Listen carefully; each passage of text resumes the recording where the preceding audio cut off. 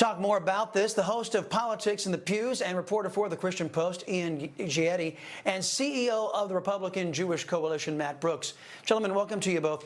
First, I want you both to comment, get your comments on the pick of Kamala Harris, of Tim Walz to be her VP. During this time as Minnesota governor, he signed a law providing driver's licenses for illegal aliens, signed a transvestites bill aimed at children, established a DIE council, DIE, and fled as Minneapolis burned to the ground during the summer of BLM and Antifa riots. Very Democrat. Ian, you first. Well, I think, Chris, it's obviously a pick that's a divisive pick. I think we're going to see this mobilize Christians, and especially conservatives, but specifically Christians in a way that maybe we wouldn't have seen with a Biden nomination. I think we all have very vivid memories of the year 2020. Christians certainly remember their churches being shut down. They remember being vilified for things that they simply weren't involved in. And I think you're going to see a lot of pushback from evangelical voters come November. Matt, what do you think? I agree, and I think we're going to see very much the same thing within the Jewish community. I think we're going to see continued inroads being made politically with Jewish voters for the Republican Party. Look, you couldn't have picked a more progressive anti-Israel ticket than we see now with Kamala Harris and Tim Walz. And if you like the squad in Washington, if you like Ilhan Omar, who Walz has campaigned for and endorsed, and Jamal Bowman and AOC and that whole crew, you're going to love this ticket. And I can tell you it's going to send shivers down the spine of the Jewish community, especially in this day and age where Israel is under attack and fighting for its existence in an existential war, and also with the rise of anti-Semitism here at home.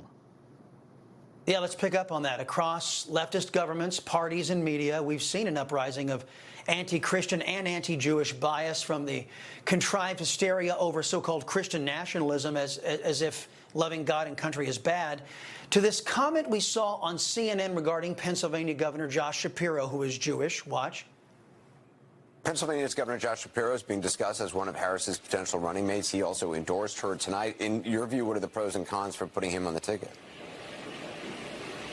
Well, he's certainly under consideration. I know that from key Harris allies. He's a first-term governor. He's Jewish. There could be some risks in putting him on the ticket, but certainly some of our voters here in Pennsylvania said, hey, we like Governor Shapiro. Give him a look. Yeah, Matt, CNN saying the quiet part out loud. The new home of anti-Semitism in America is the Democrat Party. Even CNN viewed it as a, quote, risk putting Shapiro on the Democrat ticket. Do you think the Jewish community sees all of this? Oh, I definitely think they say you have to be deaf, dumb, and blind not to see that Josh Shapiro was too Jewish and too pro-Israel for today's Democratic Party. And it's not just us Republicans who are saying that. I think Van Jones on CNN earlier today, after the pick was announced, said very much the same thing and talked about the anti-Semitism within the Democratic Party. As I said in my speech at the Republican convention a few weeks ago, to the American Jewish community, is it's time to wake up, and that there is only one pro-Israel party. There's only one party that's going to be committed to law and order and combating anti-Semitism and allowing Jews to walk the streets safely, and that's the Republican Party. Seems so. And Ian, Democrats, they show up into churches all the time to push their politics, push their candidates.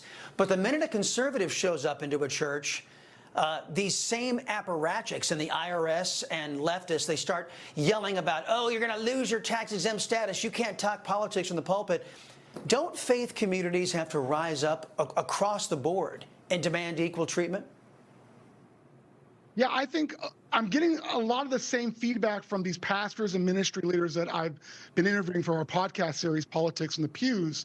And what I'm hearing over and over again is that there simply is no more time to wait around and see what happens, to hope and think that maybe Christians will be somehow heard or relevant in Washington if they just sit there and be silent as the country changes at a rapid pace around them. I think first we're being called to prayer. We're being called to go to the Word of God and stand on the principles that are in the Bible. And I think now more than ever, Christians are ready to stand up and make their vote not just heard, not just to cast their ballot, but to show up and to be present and to say, we're not going to tolerate these things anymore. Here's what we stand for. And that's a big shift.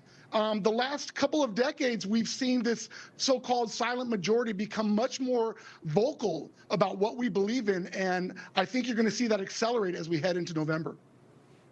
Vote your values, in short. Ian Giatti and Matt Brooks. Gentlemen, thank you very much. Good visit. Coming up.